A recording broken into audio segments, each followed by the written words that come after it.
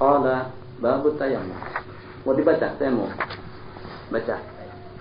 Saya tak komen banyak ya. باب التيمم وشروط التيمم ثلاثة أحدها أن يقع بعد دخول الوقت إن كان لفرض أو لنفل مؤقت. Nafil muakkad sembahyang sunat itu mempunyai waktu khusus. Tayamum wajib dengan 3 syarat. Syarat yang pertama, setelah masuk waktu sembahyang, tak boleh bertayamum untuk maghrib dari sekarang. Untuk tayamum selepas masuk waktu, setelah azan dikumandangkan baru kita bertayamum. Kalau tayamum itu kita gunakan untuk salat fardu. Kalau kita gunakan untuk tawaf, seketika kita akan tahu kita bertayamum. Kalau kita gunakan untuk baca Quran, seketika kita akan baca Quran, kita bertayamum. Atau linaflin mu'aqqat, sembahyang sunat yang mempunyai waktu seperti qabliyah ada waktu, duha ada waktu, sembahyang sunat mutlak tidak ada waktu. Bal yajibu qala akhdhu turadi fil waqti, bahkan diwajibkan mengambil tanah pada waktu. Kalau seandainya dia bertayamum secara bimbang dengan waktu apakah masuk atau tidak, maka tidak sah yang walaupun shahada atau bertepatan pada waktu. Dan kalau dia bertayamum disebabkan kena dengan faitah, salat qadaan, dhahwatan pada waktu duha, maka tidak boleh dia melaksanakannya. Falan yusalliha. Oke, ulang kembali. Kalau seseorang bertayamum untuk salat qadaan pada waktu duha, kemudian dia tidak melaksanakannya sehingga sampai masuk waktu zuhur, maka dia boleh melaksanakannya bihi atau dengan qadaan yang lain. Kenapa? Sebab tayamum tadi itu dilakukan tepat pada waktunya, di mana dengan waktu untuk kita mengqadha sembahyang itu adalah di sepanjang hari. Yang walaupun masuk waktu zuhur, masih boleh tayamum tadi itu digunakan untuk qadaan yang belum dilaksanakan atau digantikan dengan qadaan lain. Sani yang kedua, dengan tanah yang bersih, khalisin murni, mutlakin, dengan debu mutlak. Yang disebut debu punya atau ada, ghubar debu yang walaupun dengan ghubar ramal, dengan debu pasir. La ramlin, tapi tidak boleh dengan pasir semata-mata, atau dengan debu yang bercampur dengan tepung, atau yang bercampur dengan semen, atau yang bercampur dengan gips. Wa suhaqati khazatin, suhaqah pecahan atau hancuran daripada tanah liat. Khazat, asal khazat itu seperti dengan tempat kita minum air yang dibuat daripada tanah liat, terus kita hancurkan. Nah, itu namanya suhaqah, hancuran, pecahan, atau kita sebut dengan serbuk daripada bejana. Wa musta'malin, atau dengan debu yang musta'mal. Arti daripada debu musta'mal itu yang ada pada anggota atau yang berguguran daripadanya. Perlu dikatakan.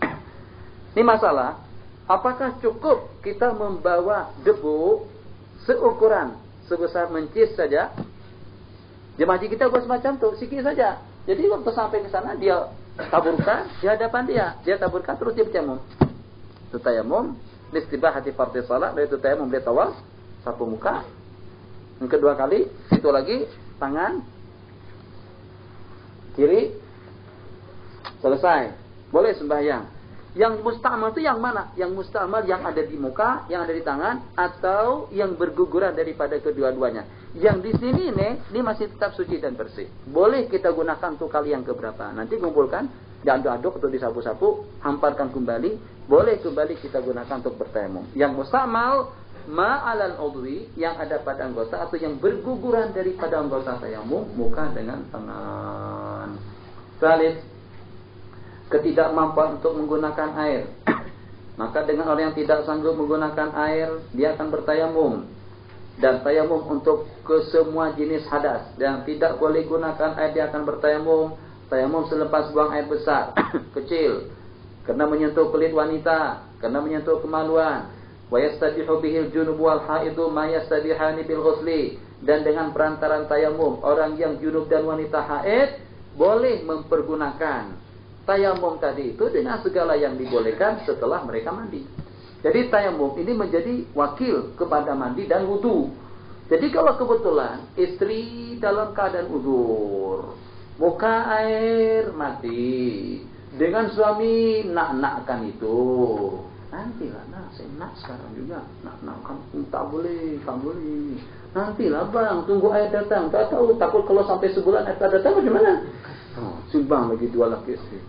Kata istri, Tunggulah besok. Tuh nanti kalau ada kedai buka, tak tunggu kedai. Jadi macam mana? Kalau air tak ada pada malam itu, kedai tutup, tak boleh dia layan suaminya. Ikut kepada masalah, ya imam ikut pada pendapat Ibnu Hazm yang mengatakan segelas air pun boleh digunakan untuk mandi. Tapi beliau bukan mengatakan untuk mandi. Boleh saja dengan wanita yang sudah berhenti masanya ini besar nih faedahnya. Boleh saja dengan wanita yang sudah berakhir masa haidnya, sebelum dia mandi, dia sudah boleh layan suami, tapi setelah mencuci kemaluannya dengan air. Ini pendapat dhaif, tapi mungkin diperlukan.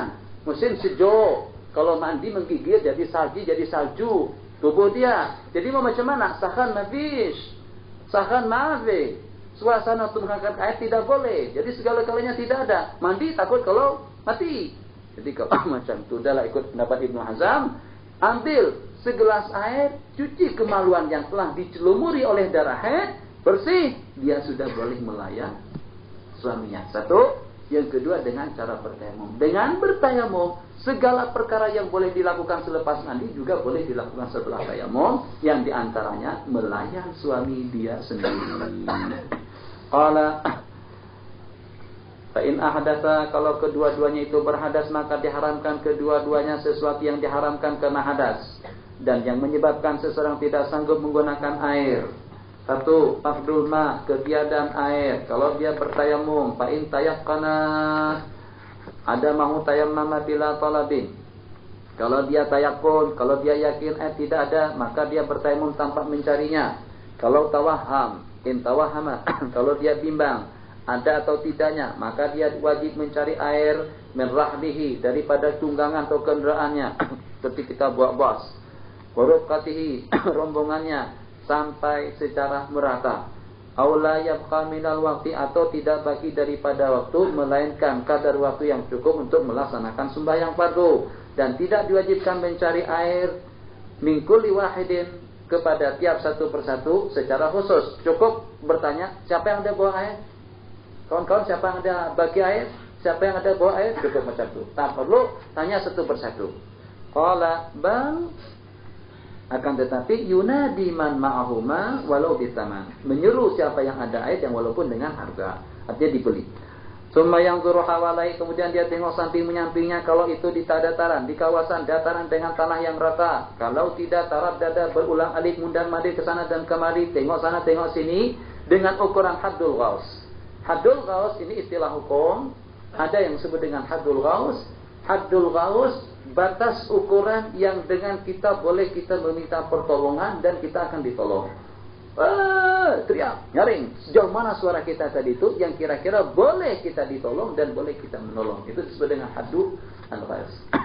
Qala wa huwa bihaitsu law istaghatha, itu yang kalau pada waktu dia minta pertolongan dengan rokah, dengan rombongannya, dengan sibukan mereka, di waktu simbang dan bekerja, mereka akan memberikan pertolongan. Itu pun wajib kita mencari air kalau kita tidak takut atas keselamatan diri kita, duit kita, au sa'ida jabalan saghiran kariban, atau kita naik anak bukit, naik ke gunung yang agak dekat dengan kita, untuk kita tengok muka belakang ila akhirih, wa yajibu ayyaq at-talabu, dan hendaklah mencari air itu setelah masuk waktu.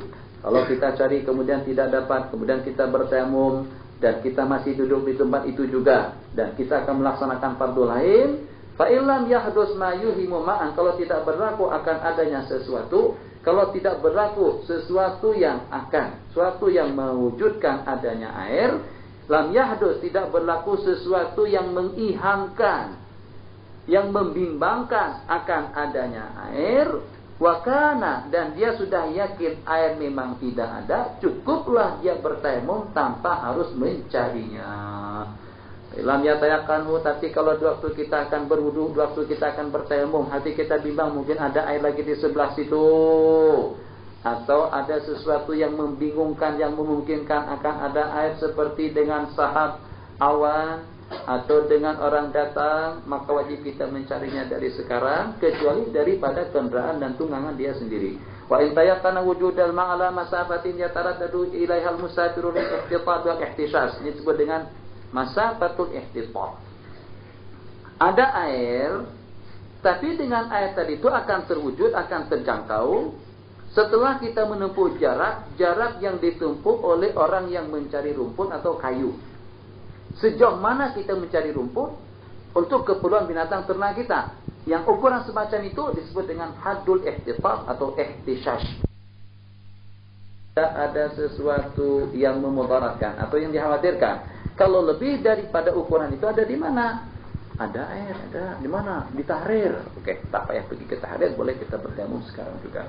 Walakin tayaqqana anna Allah sabar ila akhir waqti la wajadahu. Kalau dia yakin sabar ke akhir waktu air akan ada, maka sunat kita menunggunya.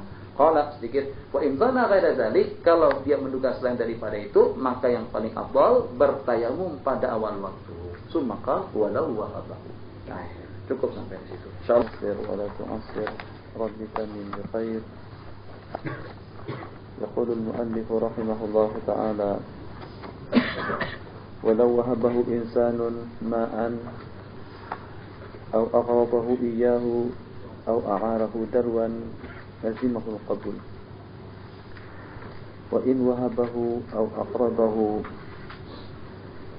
أقرضه ثمنها وإن وهبه أو أقرضه ثمنهما فلا وإن وجد الماء أو الدلو يباعان بثمن مثله وهو ثمنه في ذلك الموضع وذلك الوقت لزمه شراؤه إن وجد ثمنه فاضلا عن دين ولو مؤجلا ومؤنة سفره ذهبا ورجلا. Jadi kita kembali kepada pembicaraan yang kita bicarakan pada pertemuan kita yang telah lalu, di mana dengan pembicaraan yang kita bicarakan berkenaan dengan al-ajazu an isti'malil ma', ketidakmampuan kita menggunakan air,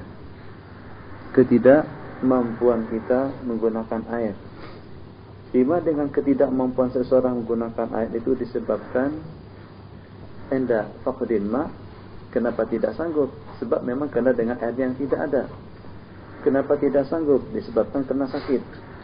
Jadi dengan bahagian yang pertama, tidak sanggup menggunakan air disebabkan kena memang dengan air yang tidak ada. Masalah pertama, in wahabahu insanun ma'an. Kalau kebetulan sewaktu kita sedang musafir, ada dengan seseorang yang menghibahkan, yang menghadiahkan air kepada kita, au aqradahu iyyahu. Masalah yang pertama, hibah, qadha, hadiah daripada seseorang. Masalah yang kedua, iqrad, pinjaman. Jadi dengan seseorang meminjamkan atau menghutangkan air kepada kita, au aqradahu insanun, au aqradahu iyyahu, au a'arahu dalwan. 3. Yang pertama, pemberian. Yang kedua, dipinjamkan, dihutangkan. Dan yang ketiga, a'arahu dalwan, dia berikan pinjaman. Dalu artinya timba.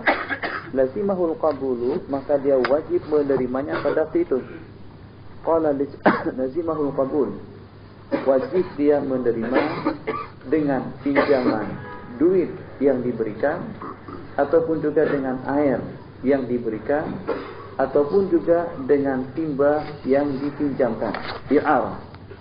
Qala wa in wahabahu fala au aqradahu thamanuhuma fala walau wahabahu insanun ma'an wa in wahabahu au aqradahu thamanahuma fala.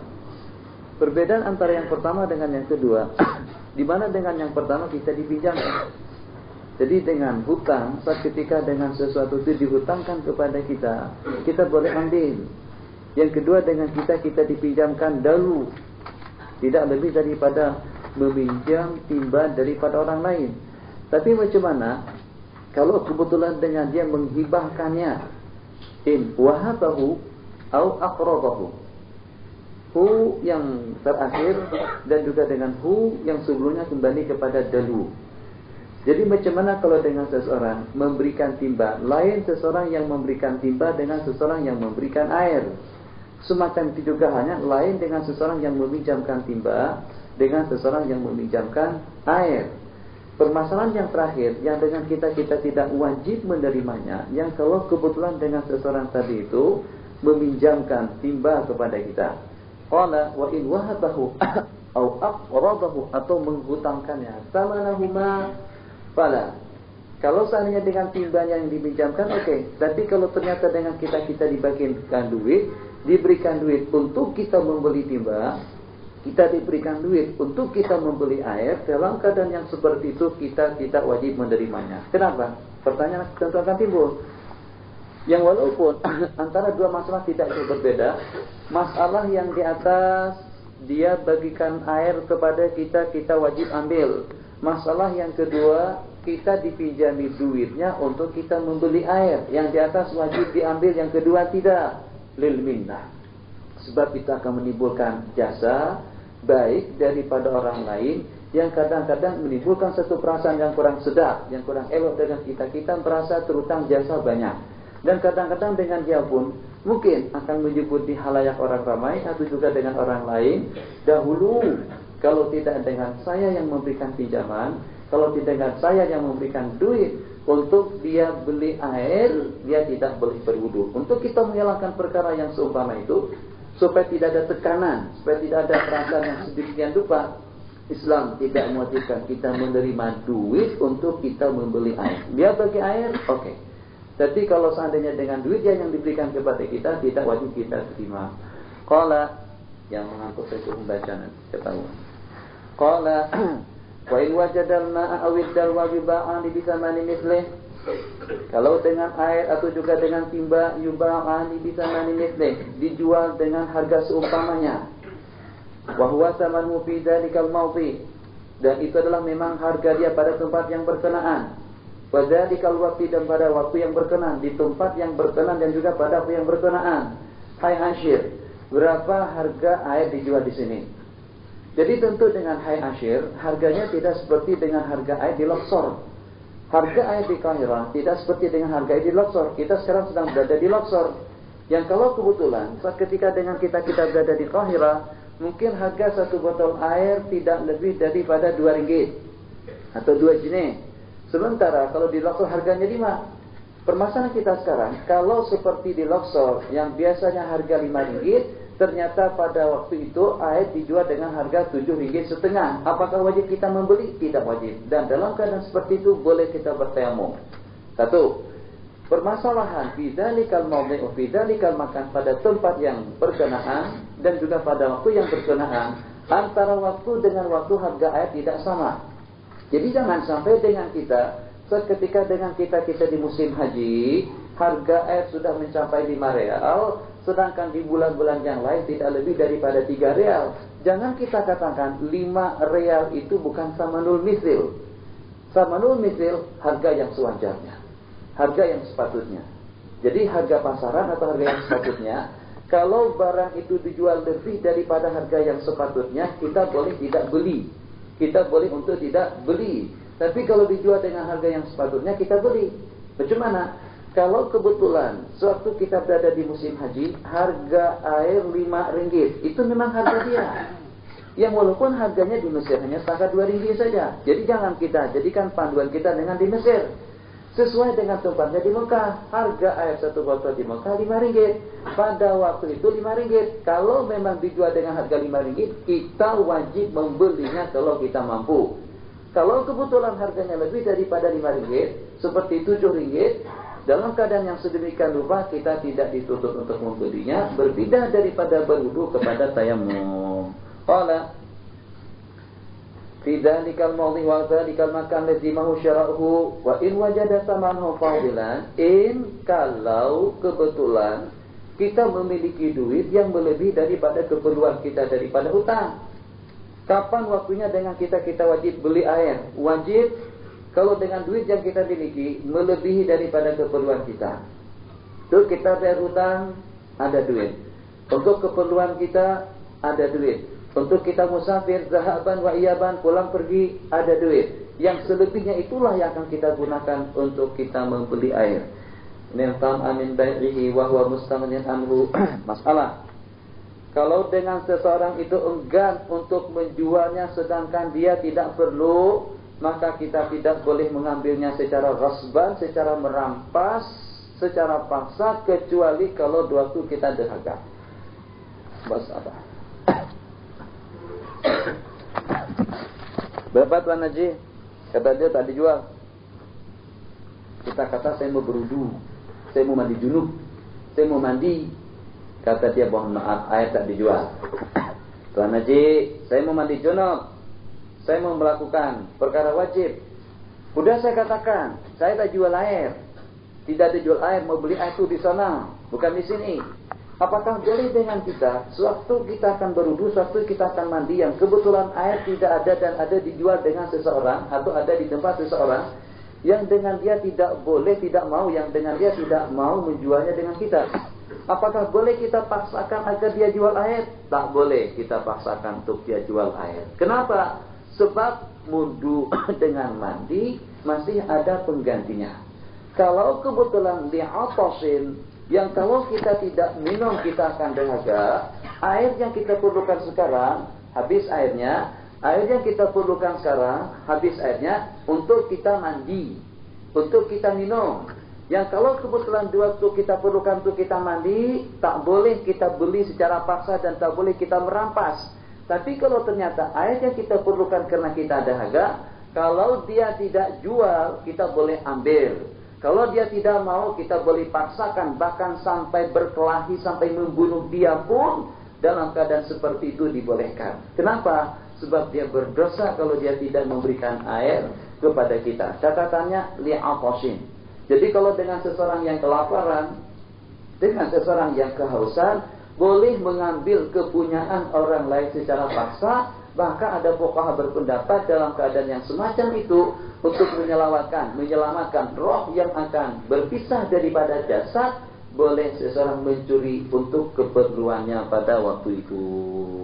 Qala, masalah lain, kalau kebetulan ada air tapi tidak cukup untuk dia bersuci, air yang diperlukan 1 botol besar, yang adanya setakat setengah botol saja, macam mana hukumnya?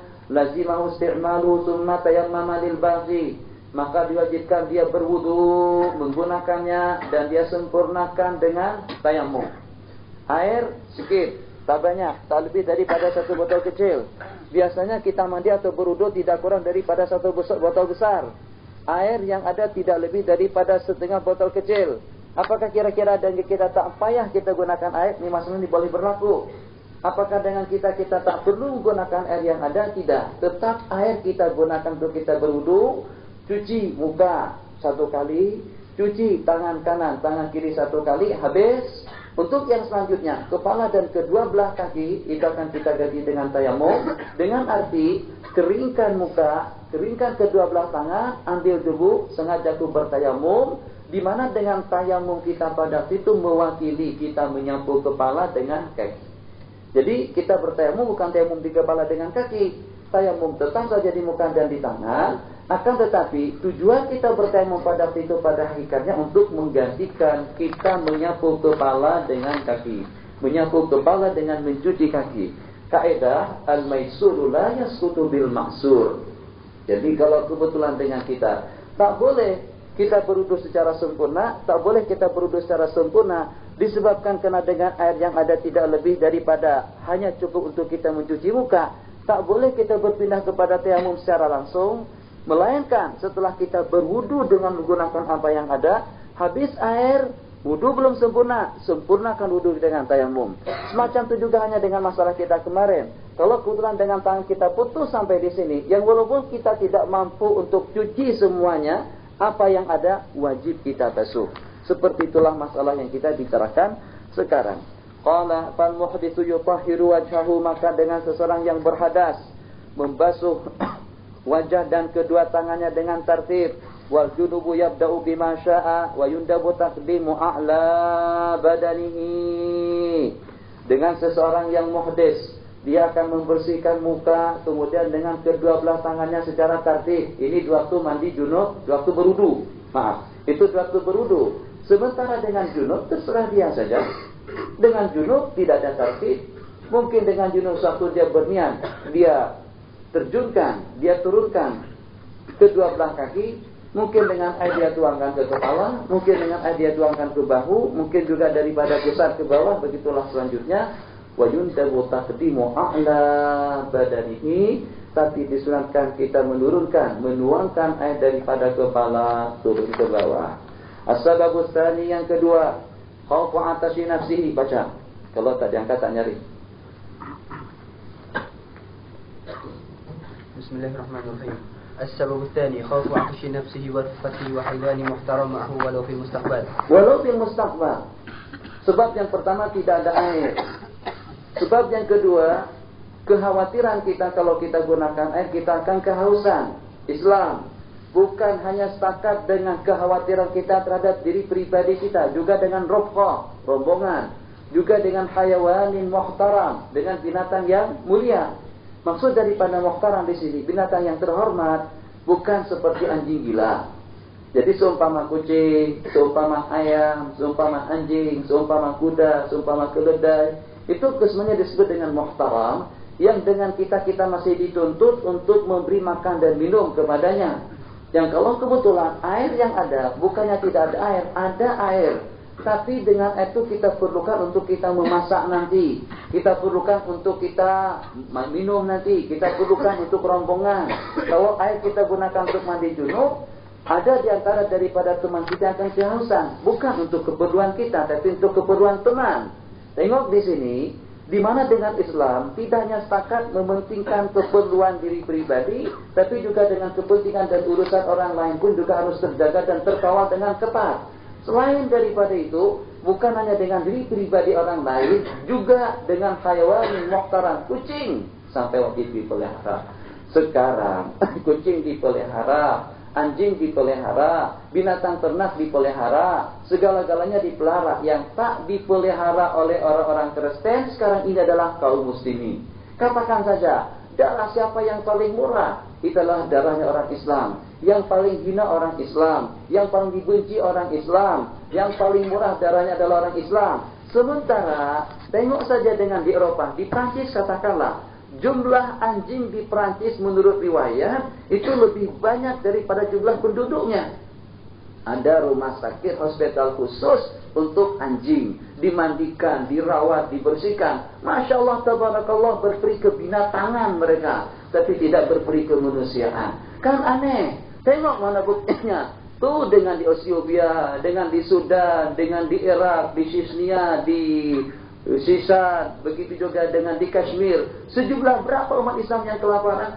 Mereka sanggup untuk menenggelamkan gandum di tengah lautan, yang penting untuk menstabilkan harga. Biarkan orang Islam mati, biarkan mereka kelaparan, yang penting harga gandum tetap stabil. Ini yang dilakukan oleh Amerika.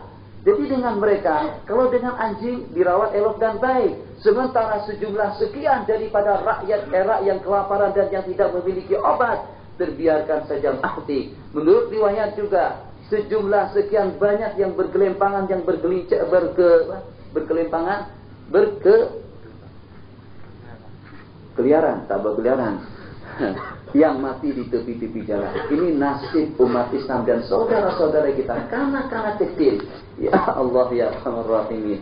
Jadi supaya jangan sampai nanti dengan kita, Islam kita dicemarkan, agama kita dicemarkan. Tuan Haji, tunggu dulu Tuan Haji. Tuan Haji yang katakan tamadun, yang dikatakan kemajuan, yang dikatakan zaman modern, itu masih jauh ketinggalan. Kemodernan zaman kita sekarang, sebagaimana saya sebutkan tadi, menghormati binatang, memuliakan binatang, meraihkan binatang seumpama anjing najasa mughallazah. Sementara dengan umat Islam terbiarkan dan terabaikan dan terbiarkan mati di sana sini. Apakah kira-kira berperi kebinatangan dan kemanusiaan, berperi kemanusiaan dan berperi kebinatangan dalam waktu yang sama, saat ketika dengan roket senjata Amerika yang tercanggih dilancarkan untuk mentes, untuk mencek dan juga untuk mencoba ke Sudan dan Afghanistan?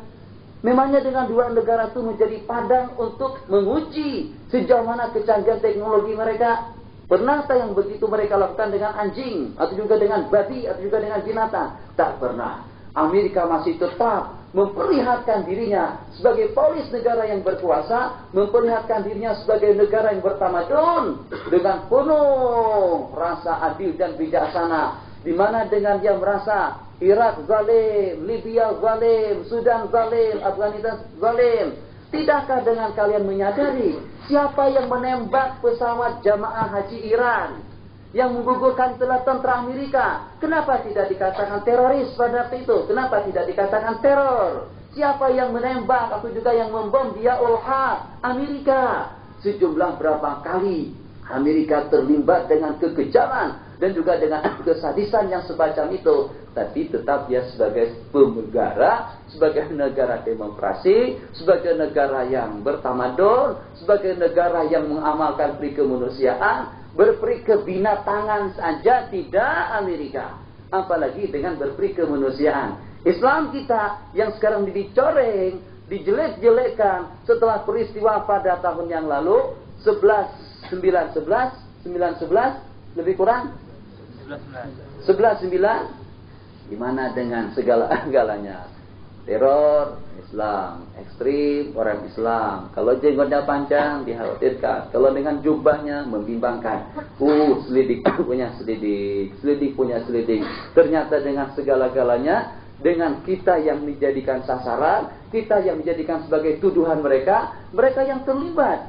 Bom Bali yang meledak baru-baru ini, di Indonesia tidak memiliki bom yang secanggih itu. Bom yang secanggih itu harus kita tahu kenapa di Bali. Sebab di Bali itu adalah orang-orang Hindu. Tujuannya untuk membelagakan, untuk mengkelahikan, supaya dengan orang Hindu benci dengan orang Islam. Tujuannya untuk menghidupkan atau untuk wujudkan perang saudara antara bangsa Indonesia, antara orang-orang Islam dengan Hindu. Kenapa dengan Bali yang menjadi sasaran pada itu? Satu. Kemudian yang kedua, setelah diamati dan dipelajari, dengan bom yang digunakan, bom tersebut buatan Amerika. Di Indonesia sendiri, pertama, tidak menggunakan bom yang berkenaan. Kemudian yang kedua, dengan kekuatannya, sejumlah sekian bom yang ada di Indonesia, tidak mempunyai kekuatan sebagaimana dengan kekuatan bom yang diledakkan atau yang diletupkan pada itu. Bagaimana juga dengan kami atau dengan umat Islam, seumpama dengan Bapak Kiai yang tertangkap baru-baru ini, apakah kira-kira dengan jamaah mereka senang saja ledakan airport, ledakan mana saja, telepon daripada seseorang yang tidak diketahui, aku daripada jamaah tabligh, aku daripada jamaah Islamiyah, dan kami mengaku kami yang bertanggung jawab atas pemboman yang berlaku di sana. Itu senang saja orang berbuat demikian. Tapi mana buktinya umat Islam yang terbabit dengan perbuatan yang sedemikian rupa? Islam macam mana? Dalam suasana perang, orang tua tidak boleh dibunuh, kanak-kanak tidak boleh dibunuh, yang di masjid tidak boleh dibunuh. Itu dengan bom yang dilancarkan oleh Amerika ke Irak, budak-budak kecil di pasar, di hospital tidak dibedakan antara satu sama lain. Sejumlah berapa yang musnah, tetap saja Amerika negara yang berperi kemanusiaan. Tengok dengan kita macam mana hayawanin muhtaram, yang walaupun air kita perlukan untuk kita mandi wujud, untuk kita mandi junub, untuk kita mengambil air wudhu, tetap kamu tidak boleh guna air kalau dengan air tersebut diperlukan untuk minuman kucing atau anjing. Ini itu. Qala hayawanin muhtaramin ma'ahu walau fil mustaqbal, yang walaupun di masa-masa yang akan datang. Wa yahrumul wudu, dan diharamkan, bukannya setakat wajib, bahkan haram kita menggunakan air berwudu pada itu disebabkan dengan air diperlukan untuk kepentingan yang lain. Wa yahrumul wudu hina idzin fa yatazawwadu li rukatihi, maka itu air dipersiapkan untuk rombongannya dan dia bertayamum tanpa harus mengulang dengan sembahyangnya. Salis yang terakhir, maradun. Kalau dengan yang tadi air tidak ada. Yang di sini mengkhawatirkan kalau dia akan kehausan. Khawatir kalau dia kehausan. Yang ketiga, kekhawatirannya dengan penyakit, yang kalau dengan air tersebut itu digunakan, penyakitnya tidak akan sembuh. Talafun nafsi, kebinasaan diri atau anggota, atau akan meluputkan suatu manfaat daripada anggota, tangan tidak akan berfungsi lagi. Yang kalau kebetulan kita menggunakan air misalnya, au hudutsa maradin, atau akan dilanda penyakit yang dikhawatirkan atau akan bertambahnya penyakit, atau akan terlambatnya sembuh, ta'khiral bur'i au syiddata alamin, atau semakin sakit, au syainan fahishan fi udwin zahirin, syainan tanda yang jelek, atau akan menimbulkan kesan syainan ay aiban fahishan yang tidak elok fi udwin zahir. Kalau air dia gunakan, warna kulitnya akan menjadi biru. Kalau air dia gunakan, warna kulitnya akan menjadi hitam. Itu namanya syainun fahish. Faya'tamidu fihi ma'rifatahu aw tabiban yaqbalu fihi khabaru. Faya'tamidu fihi, dan boleh dia beriktimad, boleh dia mengambil pedoman. Sebab karena dia tahu tentang perkara itu, atau juga kena dengan peringatan daripada seorang tabib yang thiqah, yaqbalu fihi khabarah. Fa in khafa min jurhin wala satirin alaihi, fa in khafa min jurhin wala satira alaihi, wala satira. Kalau dia khawatir daripada mata luka tanpa ada penutupnya, ghasalah sahihah, maka dia membasuh yang sehat semungkin, semampu mungkin. Fala yatruk illa ma law ghasalahu ta'adda ila jurhi wa yammama lil jurhi bil wajhi wal yadaini fi waqti jawazi ghaslil alim. Ini masalah. Masalah sekarang kalau kebetulan kita luka. Kalau kebetulan seseorang itu luka di mana? Kalau kebetulan seseorang itu luka di kepala. Luka di kepala, kalau seandainya sebagian kepala saja tidak ada masalah. Sementara dengan seluruh kepalanya terkoyak dan tak boleh menggunakan air. Masalah yang timbul, bagaimana cara untuk mengatasi problem yang sedemikian rupa? Yang kalau kebetulan luka di kaki, jadi daripada bagian telapak kaki semuanya kena api dan tak boleh kena air. Dia berwudu dulu, basuh muka. Selepas dia membasuh muka, dia basuh tangan kanan dan juga dengan tangan kiri. Setelah selesai dia membasuh kedua belah tangannya, kemudian dia akan menyapu kepala. Selepas nyapu kepala, dia akan berpindah kepada kaki kanan. Dia basuh kaki kanannya semampu yang boleh. Semampu yang boleh. Jadi semampu yang ada. Bagaimana? Untuk yang di bawah tidak perlu, dia akan basuh di atasnya terlebih dahulu. Bahagian yang wajib dicuci sampai kepada buku lali atau dengan mata kaki. Jadi setelah habis, tinggal lagi dengan bahagian yang kalau tersentuh air itu akan membahayakan. Yang itu dibiarkan. Tapi sebelum dia berpindah kepada kaki kiri, dia akan bertayamum terlebih dahulu. Muka, selepas itu tangan kanan, kemudian kiri. Tayamum sebagai pengganti daripada telapak kaki yang tidak terbasuh. Ini sulit dan rumit dalam mazhab Syafi'i. Orang tak mengaji semacam itu. Masuk ke hospital, dirawat sampai sembuh tak sembahyang. Jadi macam mana untuk kita mengatasi masalah yang sedemikian rupa? Muka yang pertama, tangan yang kedua, kepala yang ketiga. Gilirannya dengan kaki yang luka di telapak kaki, yang sehat dibasuh, al-maisur la yasqutu bil ma'sur, yang bawahnya diganti dengan tayamum. Selesai bertayamum, baru berpindah kepada kaki kiri. Jadi kata beliau di sini, la satira, saat ketika tidak ada satir, tidak ada penutup, ghasalah sahihah, dia akan membasuh yang sehat semampu mungkin. Fala yatruk, dan dia tidak meninggalkannya kecuali yang kalau dia lebihkan akan mengena kepada yang sakit. Dan dia akan bertayamum untuk mata luka tadi itu di muka dan di tangan. Yang walaupun untuk kaki, yang walaupun untuk kepala, tetap saja tayamum tidak berbeda, tayamum di muka dan tangan. Pada waktu dia membasuh yang sakit. Inda waqti ghaslil alim. Qala tajunubu yatayammamu matasya. Tapi kalau tayamum untuk mandi, maka bila-bila masa saja dia bertayamum. Wal muhditsu la yantaqilu an udwin, sedangkan dengan seseorang yang berhadas tidak berpindah daripada anggota hatta yakmula ghuslan wa tayammuman muqaddiman masya. Muhdits tidak berpindah dari anggota kepada anggota kecuali setelah menyempurnakannya dengan wudu dan tayamum, dengan mendahulukan yang mana saja.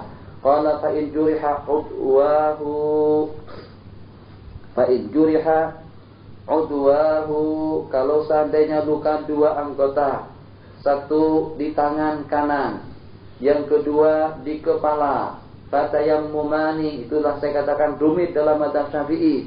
Jadi tayammumani, dua kali tayamum, basuh muka dulu, selepas basuh muka basuh tangan, karena tangan kirinya luka, terpaksa dengan tangan kiri diganti dengan tayamum. Tayamum pada waktu itu, selepas dia bertayamum untuk tangan kiri, dia akan sapu kepala kembali dengan air. Ternyata dengan kepalanya pun juga berhalangan, maka dengan kepala dia akan ganti kembali dengan tayamum. Qala, ikut mazhab yang lain cukup satu kali tayamum. Wala yajuzu mashul jurhi bil ma'i wa illam yadurruhu, wala yajuzu, dan tidak boleh menyapu mata luka dengan air yang walaupun tidak memudaratkannya. Fa ikana jurhu ala udwi tayammum, kalau seandainya dengan luka itu pada anggota tayamum bukan dengan tangan, wajib mashu biturabi, wajib kita menyapunya dengan debu. Fa in ihtaja li isabatin, kalau diperlukan isabah, balutan, terpaksa dibalut.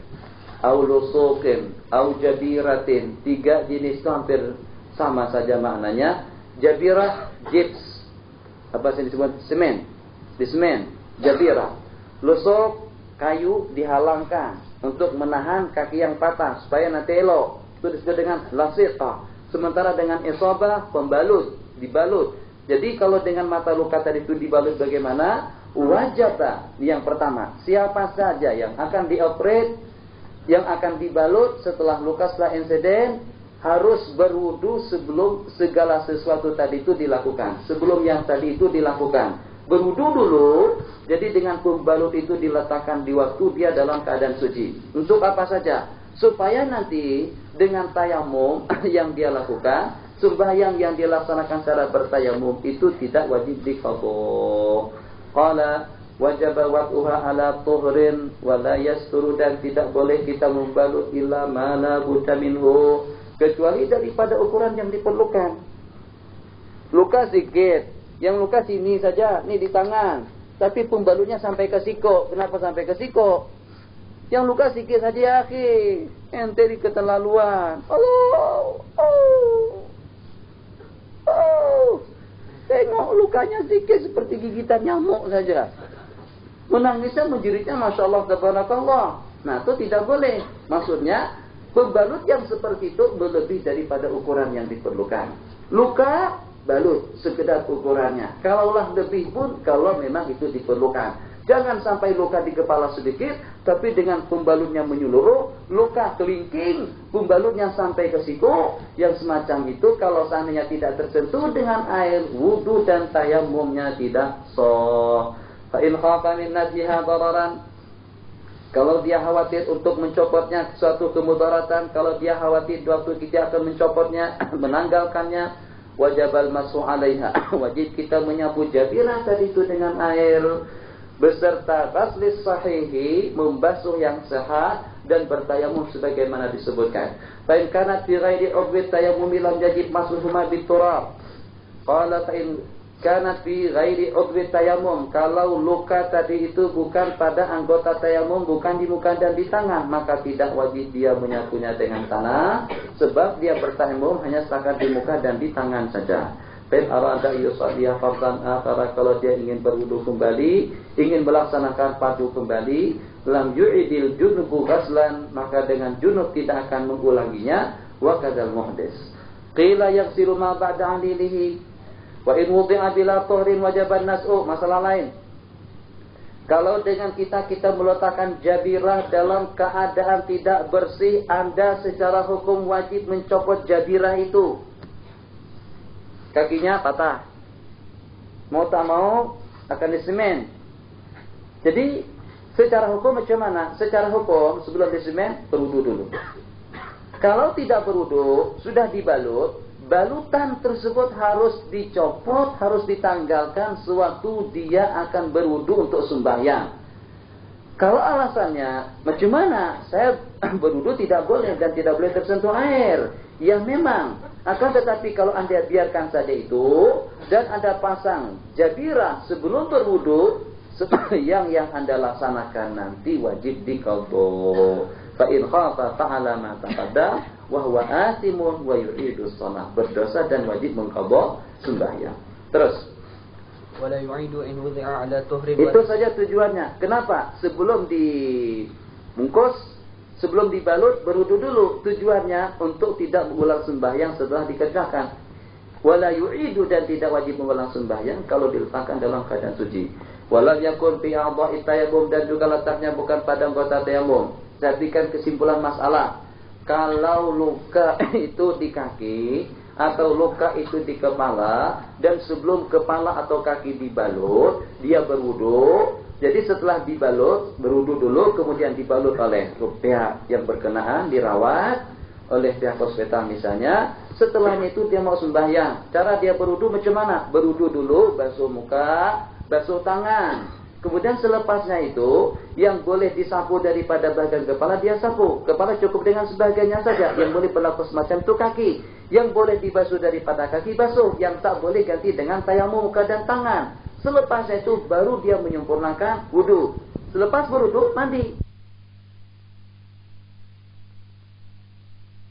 Tanggalkan, tak boleh juga terpaksa juga dengan yang berkenan tadi itu membiarkannya. Dengan terbiarkan yang walaupun dia berwudu dan bertayamum, sembahyangnya nanti selepas sembuh wajib diqadha. Masalah yang terakhir, kalau balutan tadi itu, luka tadi itu lutannya di muka atau di tangan, yang walaupun diletakkan dalam keadaan suci dan bersih dan juga dia berwudu dan bertayamum, tetap saja selepas dia sembuh sembahyang wajib diqadha.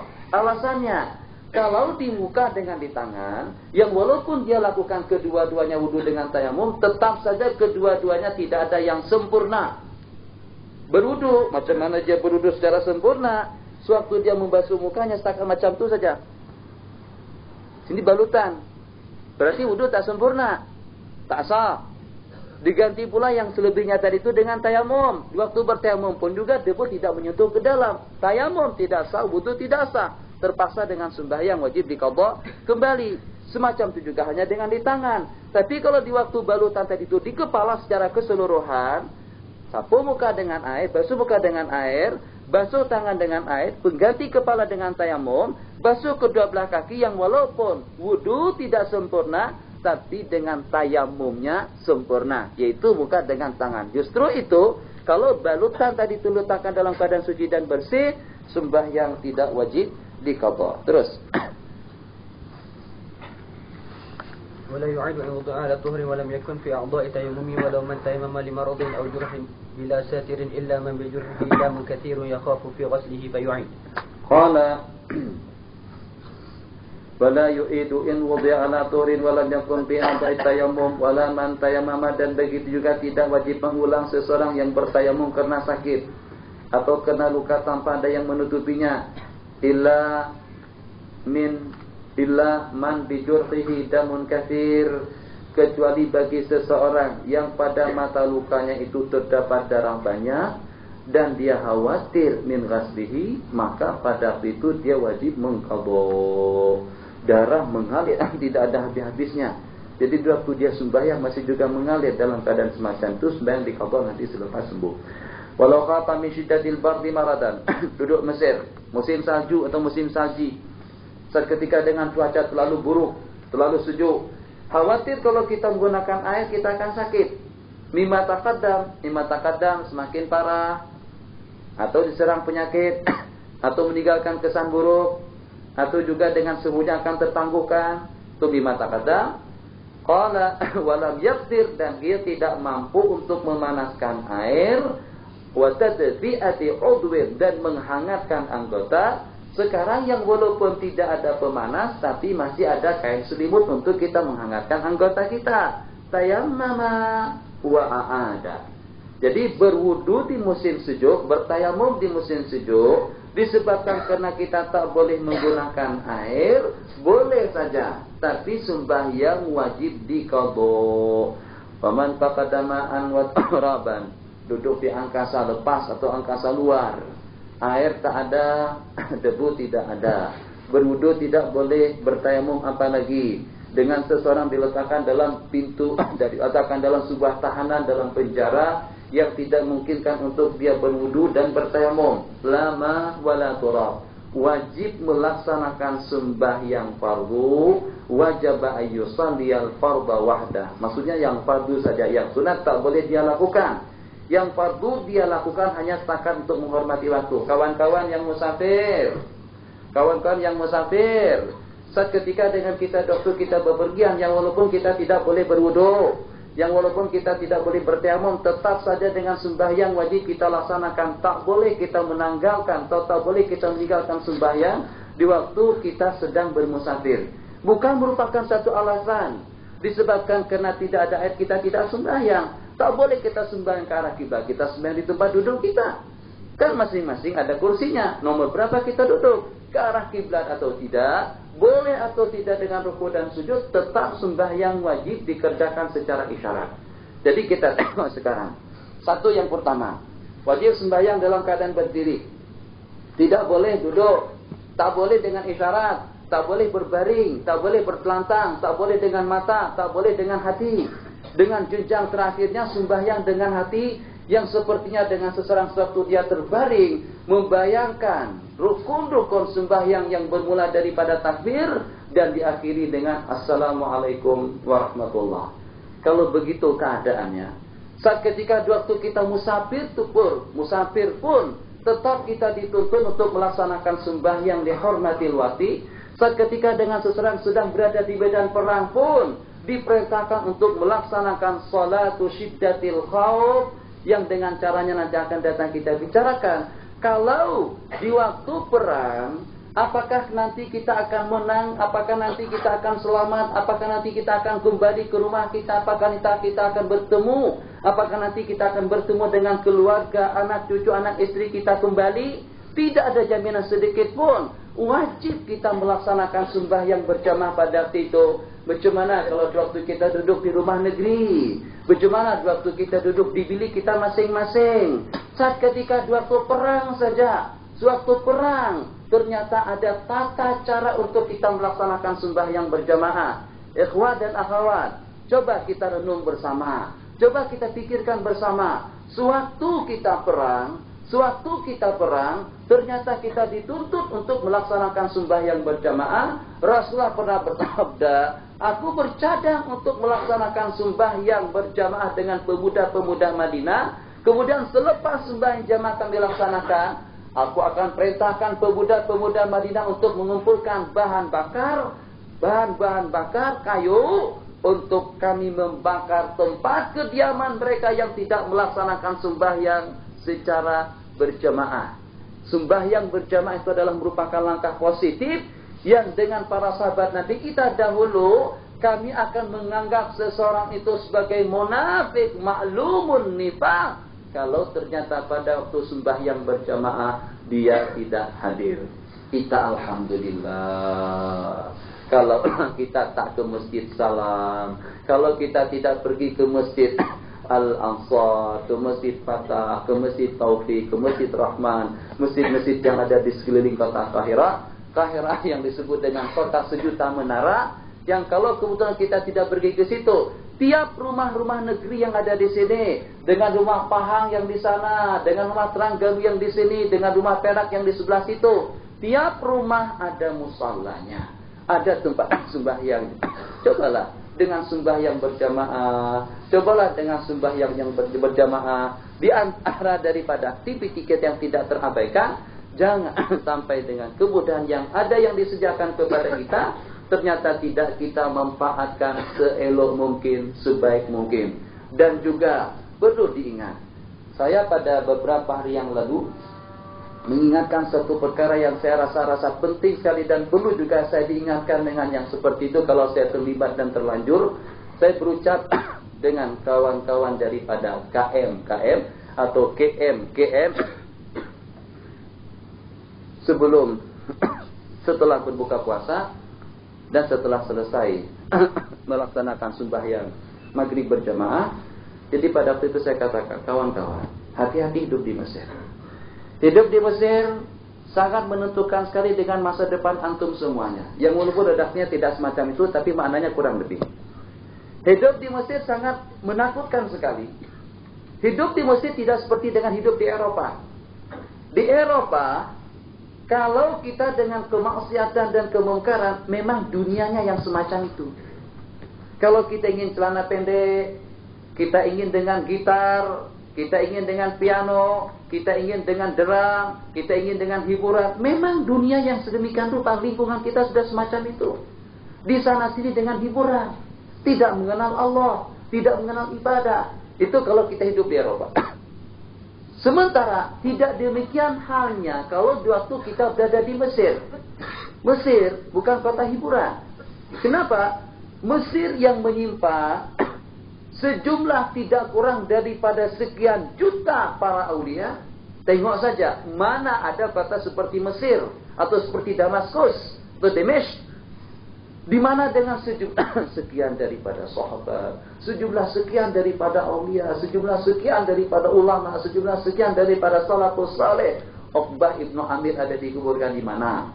Ibn Al-Farid, Ibnu Al-Farid ada dikuburkan di mana? Ibnu Athaillah, Ibnu Abi Jamrah, Ibnu Daqiq As-Sawi, kemudian dengan Abul Wafa, kemudian juga dengan Asy-Syadzili, kemudian dengan Abul Abbas Al-Mursi.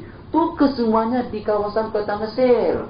Kita dengan Wali Songo saja di Indonesia dengan satu kekaguman yang luar biasa. Di Mesir bukan hanya setakat Songo 9, sejumlah berapa puluh ribu atau ratus kali, berapa ratus ribu kali 9 ulamanya. Al-Asqalani, As-Suyuti, Al-Azhari, Asy-Sya'rani, Al-Qustullani, Al-Muhalli. Tuh banyak, tak terhitung. Jadi dengan sejumlah kitab, tengok ada perpustakaan di bawah.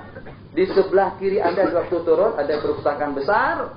Bukan, tuh di situ tuh. Tuh di situ perpustakaan di bawah ada perpustakaan. Banyak kitab di situ. Kebanyakan kitab yang ada di sana itu adalah karangan daripada ulama Mesir. Apa yang saya katakan hati-hati dulu di Mesir, jangan sampai keberadaan kita di Mesir mengundang mereka para aulia yang berada di bumi Mesir justru melaknat dan menyumpah dengan tindak tanduk kita yang tidak senonoh. Itu mungkin akan mencelakakan seseorang suatu dia kembali ke tanah air. Kenapa? Aulia. Kenapa? Siapa yang tidak tersinggung seketika kalau dengan di negaranya dicemarkan oleh seseorang dengan tingkah laku yang tidak baik?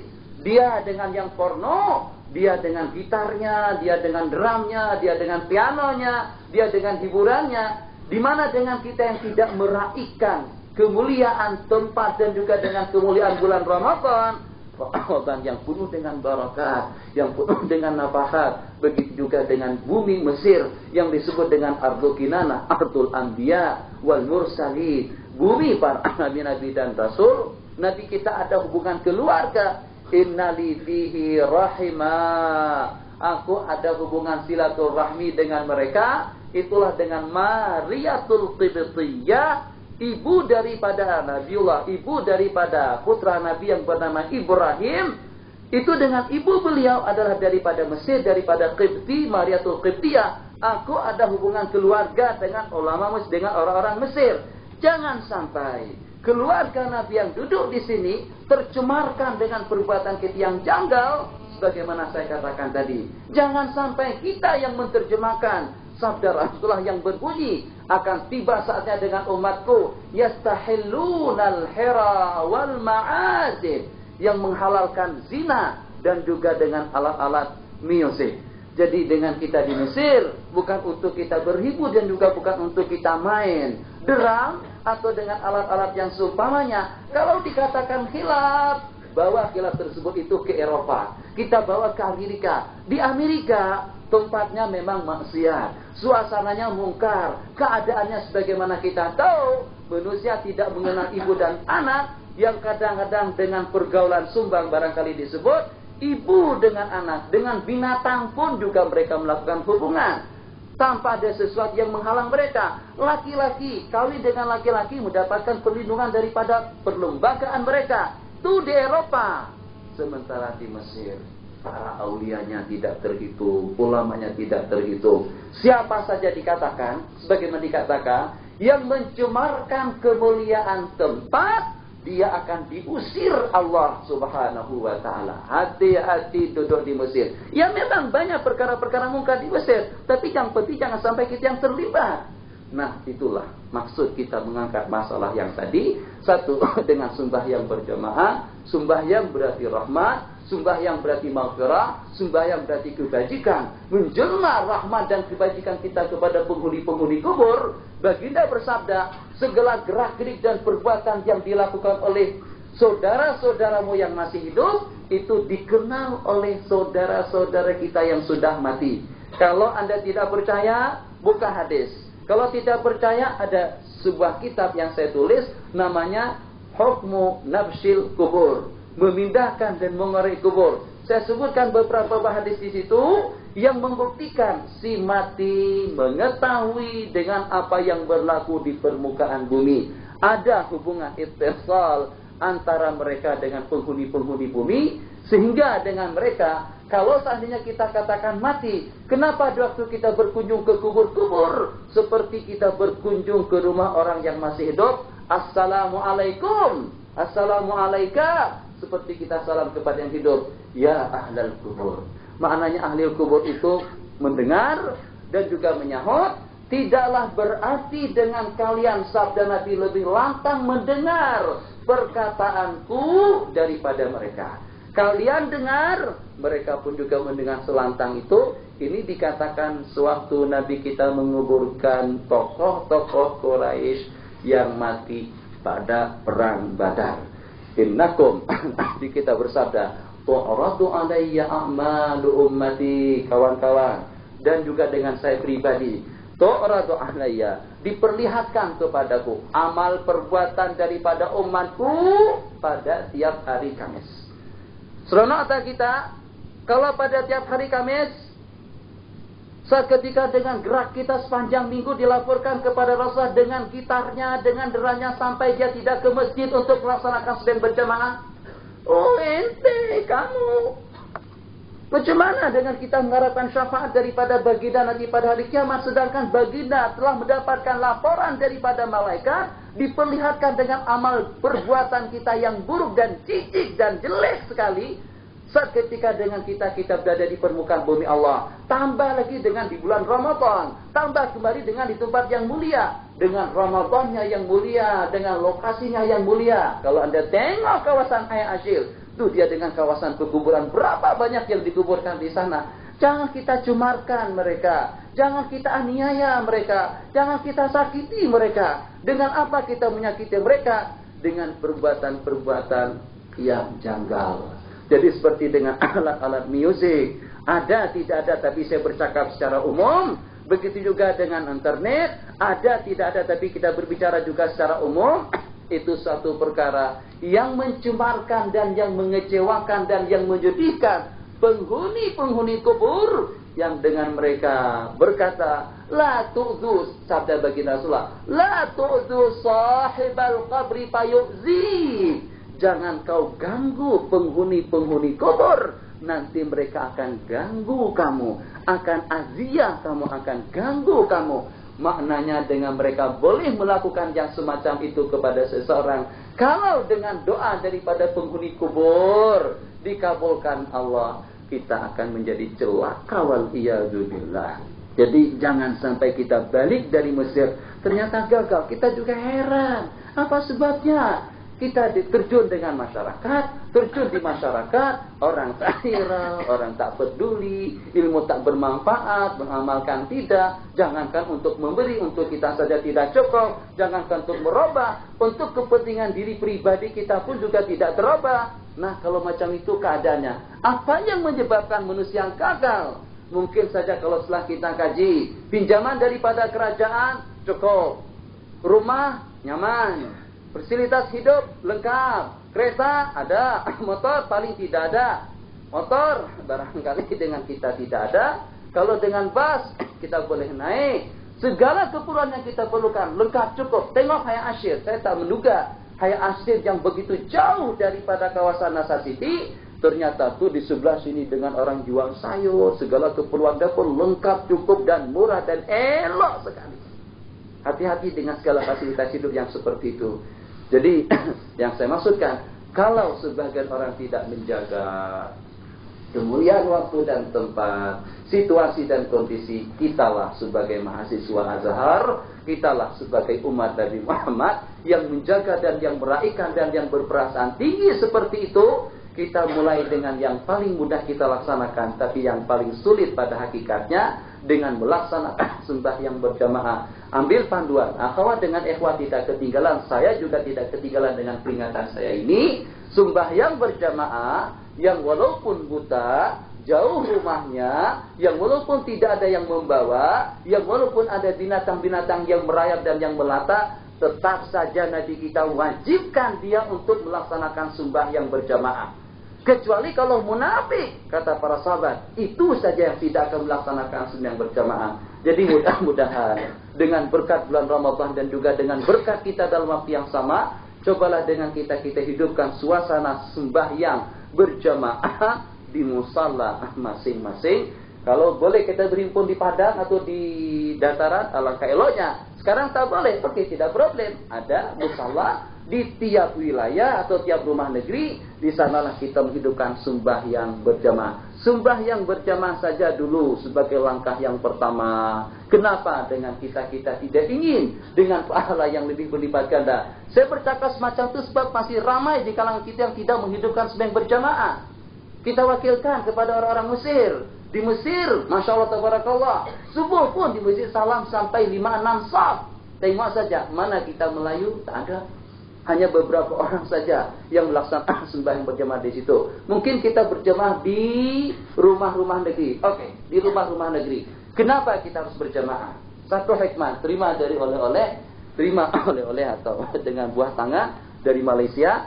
Kenapa kita berjamaah? Kalau seperti rumah Terengganu, saya datang pada pukul 1 malam. Pukul 1 pagi saya ketok. Assalamualaikum. Kebetulan dengan petugasnya ada dalam bilik tidur sedang berehat. Jadi kata dia, "Waalaikumsalam. Ada apa?" Saya kata, "Saya mau menumpang sembahyang di rumah Terengganu." Begitu dia dengar saya mau numpang sembahyang di rumah Terengganu, dia tarik selimut, dia tutup kepalanya, dia tidur lagi. Dia tidur lagi. Tidur kembali.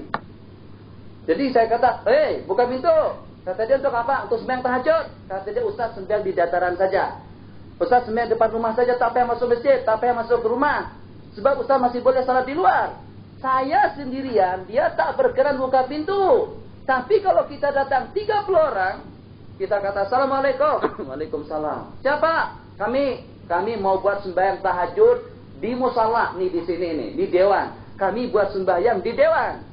Saat ketika dia tengok di bawah memang 30 yang datang, satu bas datang mau sembahyang tahajud di rumah Terengganu. Yang walaupun di waktu dia sedang lena, yang walaupun di waktu dia sedang berehat, dia berkenan untuk membuka pintu rumah dan mempersilahkan kita masuk. Macam tu lebih kurang perumpamaan antara sembahyang berjamaah dengan sembahyang sendirian. Waktu kita berjamaah, sembahyang kita tuh naik secara rombongan. 30, 40. Kalau kita buat perumpamaan semacam tadi, yang walaupun Allah tidak semacam itu, kemungkinan sembahyang kita akan dikabulkan itu sangat memungkinkan sekali. Dalam sebuah riwayat dikatakan, kalau dengan kita waktu kita melaksanakan sembahyang berjamaah, yang akan dipandang Allah terlebih dahulu adalah imam. Imamnya khusyuk, imamnya oke, tadabbur, hadir lillah, ikhlas karena Allah. Sembahyang imam diterima dan akan diterima sembahyang semua makmum yang berada di belakangnya. Imam tak khusyuk, ada salah seorang daripada makmum yang bersama kita khusyuk dengan sembahyangnya, akan diterima sembahyang makmum yang berkenaan dan semua makmum yang bersamanya. Imam tidak khusyuk, makmum juga demikian, akan diterima sembahyang kita disebabkan karena kita berjemaah. Selain daripada pahala 27 kali ganda. Kita kalau mendapatkan duit, Assalamualaikum, pengumuman, saya atas nama wakil daripada Pamram memberitahukan kepada ikhwah dan akhwat di mana daripada pihak kerajaan Malaysia telah memberikan peruntukan pinjaman kepada kita pada petang hari nanti pukul 5 petang sebelum kita berbuka. Tiap individu akan mendapatkan duit atau hibah atau sedekah sebanyak 25 junai. Itu kira-kira siapa yang tidak hadir, siapa yang ketinggalan? Atau peruntukan yang diberikan kepada kita, tiap waktu sembahyang kita akan mendapatkan 10 ringgit. dalam tiap hari kita akan mendapatkan 50 ringgit. Percuma, bukan pinjaman, tak, dapat hadiah. 50 ringgit tiap hari. 50 ringgit tiap hari masih banyak 5 kali 27 dengan sembahyang berjamaah. Kenapa? Yang dengan 27 kali 5 kita tidak ambil, yang kita kejar tidak lebih daripada 5 kali 10. 5 kali 10 50 ringgit. Sementara 5 kali 27 kali ganda, itu balasannya adalah syurga. Salatul jama'ati afdalu min salatil fard bi 27 darajah. Qala rahimahullahu taala, panjang tayamum habis-habis.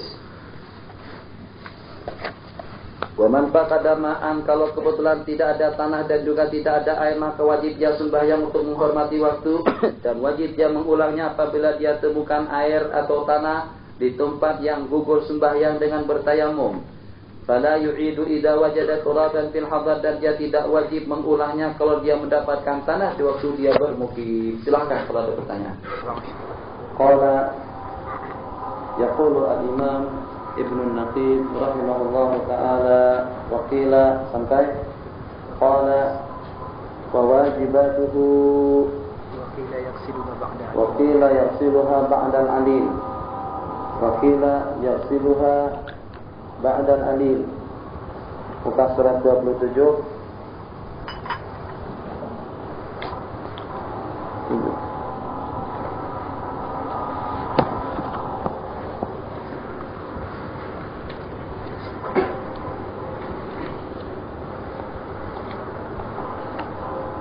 ولو خاف من شدة البرد مرضا مما تقدم ولم يقدر على تسخين الماء وتدفئة عضو تيمم وأعاد وقيل يغسل ما بعد عليله. Itu sudah kan?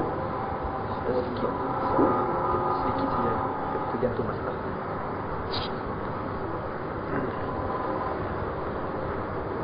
ومن فقد ماء وترابا وجب أن يصلي الفرض وحده ويعيد إذا وجد الماء أو التراب حيث يسقط التيمم الإعادة فلا يعيد إذا وجد ترابا في الحضر وواجباته 7 النية إلى آخره.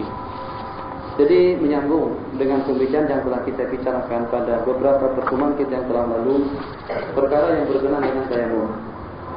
Jadi dengan kita akan dibolehkan untuk bertayamum inda faqdil ma' atau inda adamin qudrati ala isti'malil ma'. Beberapa keadaan yang membolehkan kita untuk kita bertayamum. Satu, mungkin disebabkan karena tidak ada air. Yang kedua, mungkin disebabkan karena sakit. Yang ketiga, mungkin disebabkan yang walaupun kita tidak akan sakit, tapi dengan menggunakan air tersebut penyakit kita akan semakin parah. Jadi dengan surat keterangan yang telah disebutkan pada beberapa pertemuan yang telah lalu sejak tahun kemarin, yang pertama al-ajzu an isti'malil ma, kadang-kadang karena tidak ada air. Yang kedua disebabkan karena dengan kehausan atau dengan air yang diperlukan untuk keperluan yang lain. Kemudian dengan yang ketiga itu nanti disebutkan pada muka surat 28.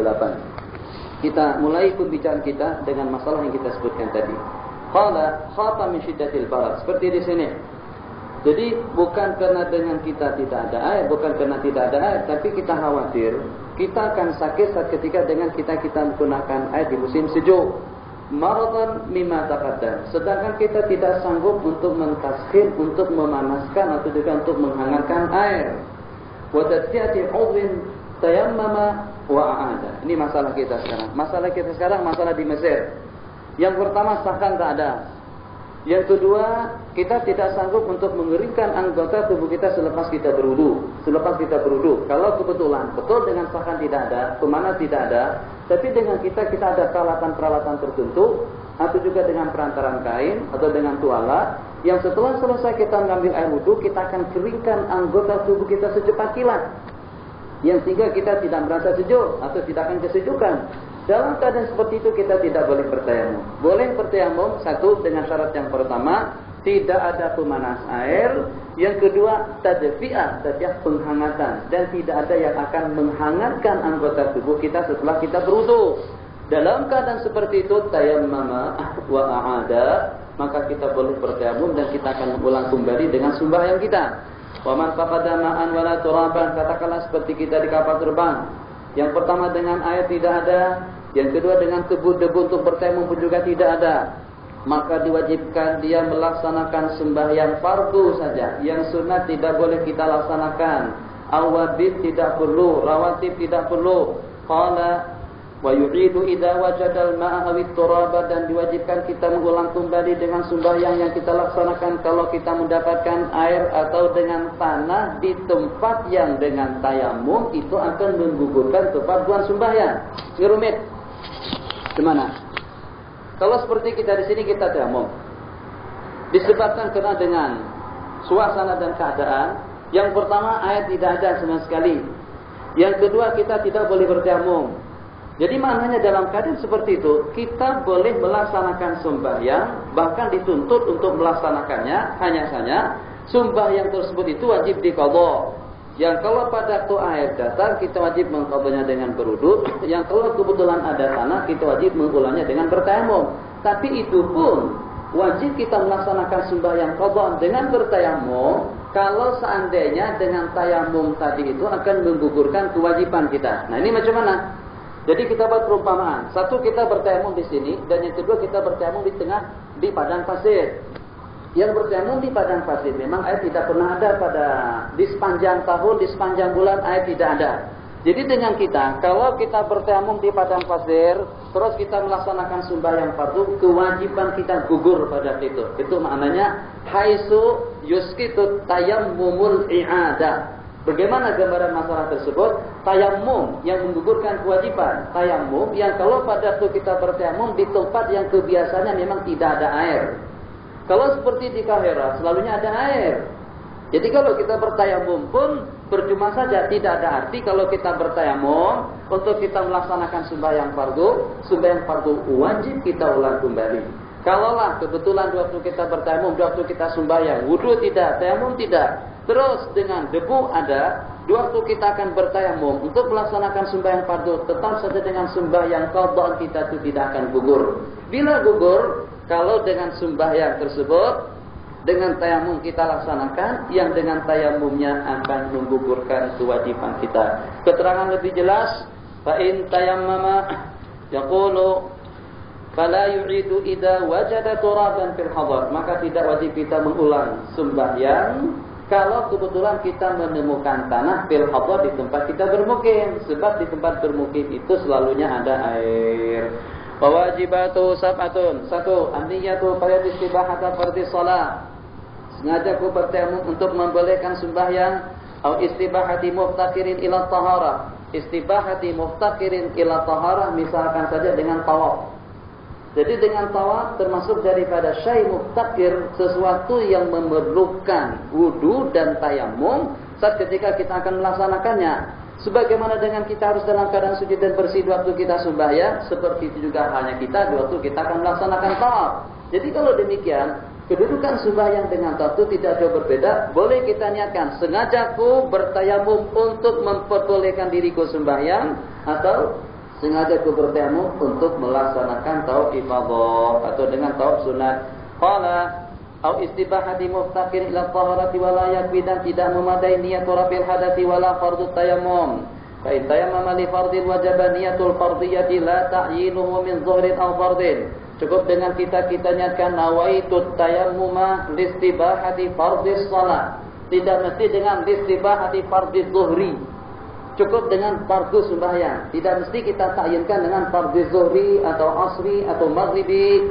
Qala bal law nawal fardhu zuhri istabaha bihi al-asra. Bahkan kalau kita niatkan sengaja aku bertayamum untuk membolehkan aku melaksanakan sembahyang fardu asar, tayamum kita tadi itu boleh kita gunakan untuk kita melaksanakan sembahyang subuh, untuk kita melaksanakan sembahyang zuhur. Walau nawa fardhan wa naflan, jelas saja, kita laju saja, laju kan? Kita habis-habis sudah 1 tahun dibaca dari tahun lepas. Dari bulan Agustus sampai Agustus lagi, baru tayamum. Bila mau kawin, bab kawin penting juga kita pelajari. Bab sembahyang, bila hampir 1 tahun baca kitab Umdatus Sari, belum lagi sembahyang. Dengan haidnya, dengan nifasnya, dengan istihadahnya, dengan sembahyangnya, Jangan banyak cakap Ustaz, nanti tak habis kita. Oke, tak. Fala walau nama fardhan wa naflan, kalau kebetulan dengan kita niatkan yang fardu dengan yang sunat, sengaja aku bertayamum untuk melaksanakan sembahyang fardu dan sembahyang sunat, satu masalah. Au naflan wa janazatan, atau dengan sembahyang sunat dan janazah. Awis salata lam yastabihil farda au fardan falahu naflu munfarida. Kalau yang kita niatkan itu fardu dan sunat, salah tadi baca. Ubiha titik. Mohon maaf ya, saya buka dulu. Panas. Ubiha. Kalau seandainya dengan kita, yang kita niatkan itu adalah kedua-duanya, waktu kita bertayamum dengan niat melaksanakan sembahyang fardu dan juga dengan sembahyang sunat. Kedua-duanya hukumnya mubah, dengan arti boleh kedua-duanya kita laksanakan. Ubiha ayil fardu wa naflu. Kedua, au naflan wa janazatan, atau yang kita niatkan sengaja aku bertayamum untuk melaksanakan sembahyang sunat dan janazah, atau untuk melaksanakan sembahyang secara mutlak. Tidak boleh kita mengerjakan sembahyang fardu. Kenapa? Sebab tidak kita niatkan. Au fardhan, atau kita niatkan fardu saja, sengaja aku bertayamum untuk melaksanakan sembahyang fardu, maka boleh kita melaksanakan sembahyang sunat. Falahun naflu munfaridan. Wakadzan naflu qablahu wa ba'dahu fil waqti wa ba'da, dan juga boleh kita melaksanakan sembahyang qabliyah dan ba'diyah sebelum dan setelahnya. Wa yajibu qarnuha, niat, dan wajib kita menyertakan niat dan mengekalkannya sampai kita menyapu bahagian daripada muka. Yang kedua dan yang ketiga, mengkasat, bermaksud untuk menggunakan tanah dan memindahkannya. Tak cukup dengan perantaraan angin yang bertiup, dengan tiupan angin yang begitu kencang, dengan debu dan pasir yang diterbangkan oleh angin. Jadi dengan kita pajangkan muka kita macam tu, nawaitu tayammum li istibahati fardhi shalah. Angin. Nawaitu tayammum li istibahati shalah. Jadi macam tu saja. Itu tidak memadai. Harus ada kasat, kita yang buat. Jadi bukan dengan angin. Sebab yang mukallaf bukan angin. Angin tak mukallaf, harus dengan kita yang melakukannya. Timbul masalah. Masalah ini yang walaupun tidak akan berlaku, tapi adalah permasalahannya. Yang kalau kebetulan ada orang mati memandikan dirinya sendiri, kata fuqaha. Mana ada? Kalaulah ada, karamatan. Ternyata dia selepas mati, la ilaha illallah. Setelah dia meninggal dunia, setelah dengan seluruh anggota tubuhnya kita tutup, ternyata dengan si mati tadi itu bangun dan mandi sendiri. Misalnya, bila berlaku, wallahu a'lam, saya pun juga tidak tahu. Begitulah permasalahannya. Kalau kita takdirkan si mati tadi itu memandikan dirinya sendiri, apakah itu sudah memadai? Fuqaha mengatakan tidak. Kenapa? Sebab itu adalah kewajiban kita yang masih hidup. Bukan kewajiban, dia sudah tidak mukallaf. Dan siapa yang mandi selepas mati? Kalau dia mandi pun orang pergi, orang lari. Itu mati jadi hantu. Qala wa kadzan naflu asani kasut turab wa naflu falau kana ala wajhi turabun, kalau kebetulan di muka kita ada debu kemudian kita sapu. Au al-qathu, betulkan al-qathu rihu alaihi, atau diterbangkan oleh angin. Famasaha bihi lam yakfi, kemudian kita sapu, maka itu tidak memadai sebab karena kita tidak memindahkannya. Walau amara ghairahu hatta yamamahu jaza. Oh, ini relek sekali. Fadhal. Apa Tuan Haji? Ini dulu. Fadhal. Saya mau tayamum, minta bantu dengan Tuan. Oke, tak ada masalah. Ada debunya? Ada. Di mana Tuan Haji? Ya di sinilah, tayamum muka dengan tangan. Fadhal. Kan jangankan seumpama dengan tayamum, wanita ramai yang tidak boleh bersolek, yang tidak boleh berdandan. Bahkan ada dengan sebagian adat istiadat di tempat kita, pengantin itu ada yang dimandikan. Sudah mau kawin tak boleh mandi, gak dia sampai dimandikan. Kenapa? Mandi sendirilah. Jadi hari-hari pertama pada waktu dia akan bersanding, atau pada hari yang keberapa, ada dengan istilah kita di sana dimandikan. Jadi saya pun juga terpikir pada waktu saya ditanya macam tu, apa hukumnya dengan seorang wanita yang sedang hamil 3 bulan dimandikan oleh seseorang? Kenapa harus dimandikan oleh seseorang? Mau mandi dengan air yasin, mandikan sendiri. Mau baca tabarakal muluk, mau baca yasin, mau baca waqiah. Jadi dengan kita menjampi air, dengan air yang kita jampi tadi itu kita mandikan kepada diri kita sendiri. Tidak mesti harus orang lain yang memandikan kita. Sebab dengan kita, kalau sudah boleh kawin, tak boleh mandi. Allahu Akbar. Itu macam mana? Qala walau amara ghairahu hatta yammamahu jaza wa in kana qadiran 'alal azhar, yang walaupun dia sanggup menurut pendapat yang mu'tamad. Ar-rabi' wal khamis, menyapu muka dan kedua belah tangan ma'amir fatahi. Sadis tartib 7, dengan 2 kali memukul. Nabi kita bersabda, at-tayammumu darbatan. Darbatun lil wajhi wa darbatun lil yadaini. Jadi dengan keterangan daripada hadis, tidak memadai dengan kita dengan meletakkan kedua belah tangan kita di debu, kemudian kita sapukan sebagian atau dengan sebelah tangan untuk muka, kemudian dengan tangan yang sebelah kiri untuk tangan kanan dan kiri. Itu tidak memadai, harus dengan 2 kali mengambil atau menyapu debu.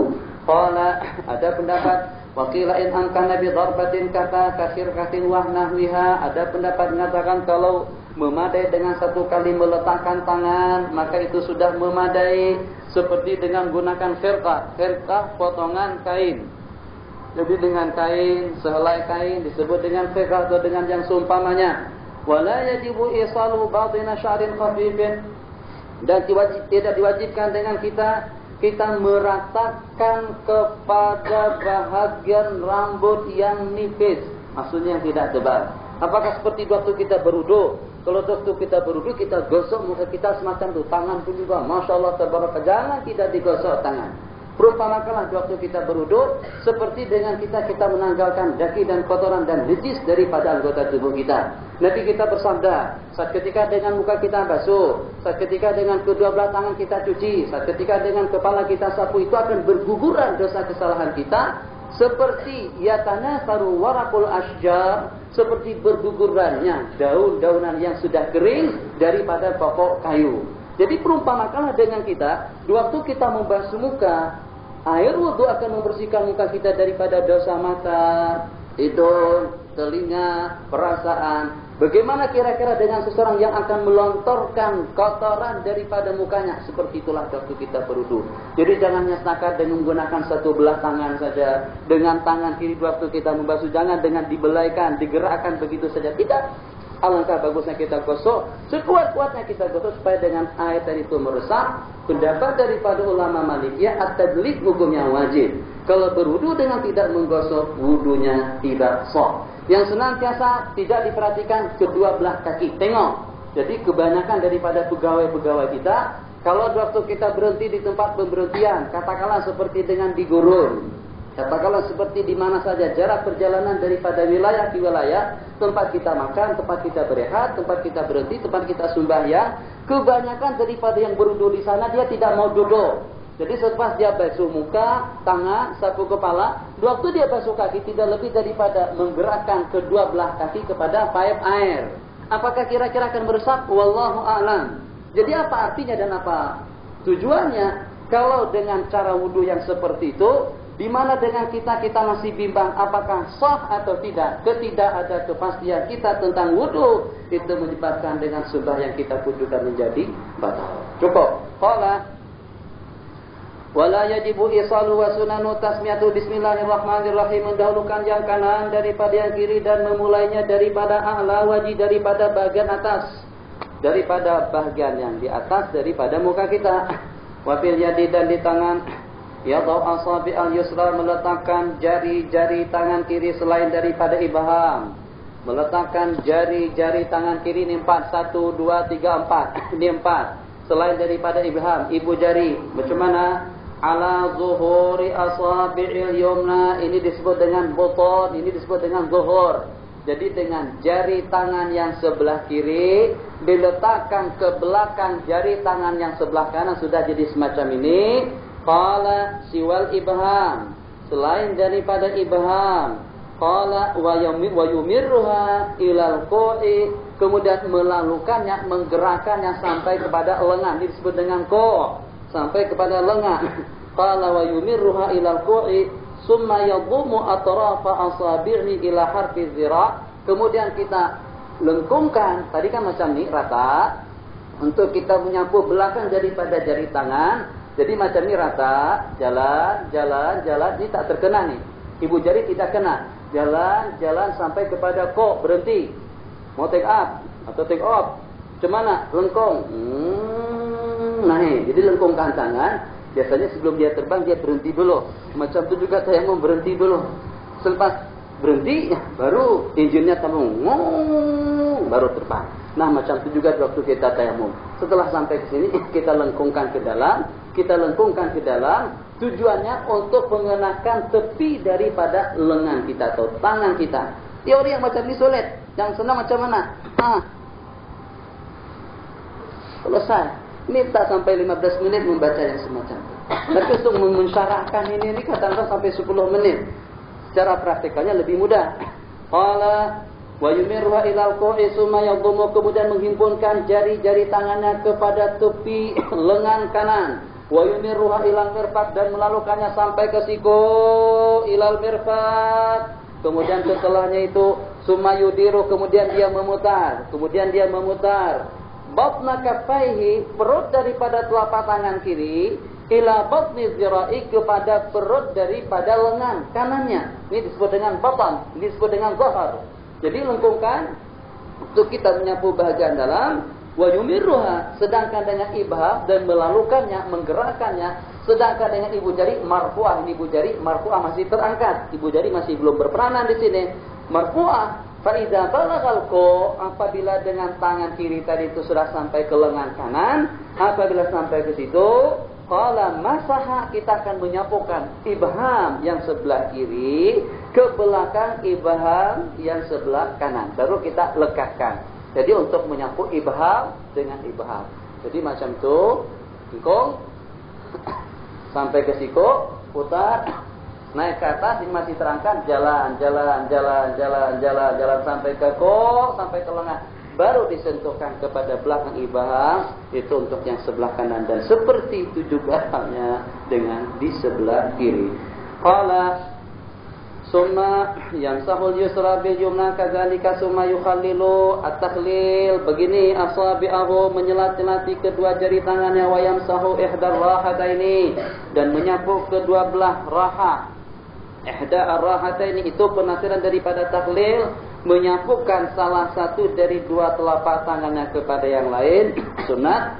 Wa yukhaffiful ghubar, tiup atau macam ini. Setelah kita pukulkan kedua belah tangan kita ke debu, kita sunat untuk mengurangkan debu yang ada di dua telapak tangan kita, atau kita tiup untuk mengurangkannya. Itu mana takfir. Qala wa yufarriqu, dan kita meranggangkan, menjarakkan antara jari telunjuk tangan kita inda dharbi ala turabi fihima fi darbatain. Qala, pada kali pertama dan kedua, wa yajibu nasul khatam, dan wajib kita menanggalkan cincin. Ini khatam, tanggalkan cincin pada kali yang kedua. Wudu tidak wajib, kecuali kalau terlalu ketat. Jadi yang sehingga kalau waktu kita berwudu air tidak akan meresap. Dalam keadaan seperti itu tidak wajib kita menanggalkannya. Qala walau ahdatsa bainan naqli wa mashil wajhi batala. Nakal nawaitu tayammum, petangkan tangan. Nawaitu tayammum li istibahati fardhi shalah. Sebelum debu sampai ke muka, diteruskan, pulang kembali, ambil kembali debu dengan niat yang kita perbaharui. Tidak cukup dengan niat yang tadi, sebab itu sudah batal. Qala batala wa wajaba akhdun tsanin wa yaqtulu tayammum, dan akan membatalkan tayammum. Wa yaqtulu tayammum anil wudu bi nawaqidil wudu, dengan segala perkara yang membatalkan wudu. Wa bi tawahhumi qadrati, dan juga dengan perkiraannya dia akan sanggup untuk menggunakan air yang wajib digunakan, seperti melihat fata morgana. Ru'yati sarabin aw rakbin, rombongan atau grup atau jamaah, qabla sholati, di waktu sebelum sembahyang, melihat fata morgana, atau juga ada rombongan datang, atau dengan sahabat-sahabat kita menyusul, sebelum kita melaksanakan tayamum kita menjadi batal. Satu, au biha, atau di waktu hujan turun di saat kita sedang sembahyang. Allahu Akbar, Bismillahirrahmanirrahim, Alhamdulillahirabbil alamin. Hujan turun.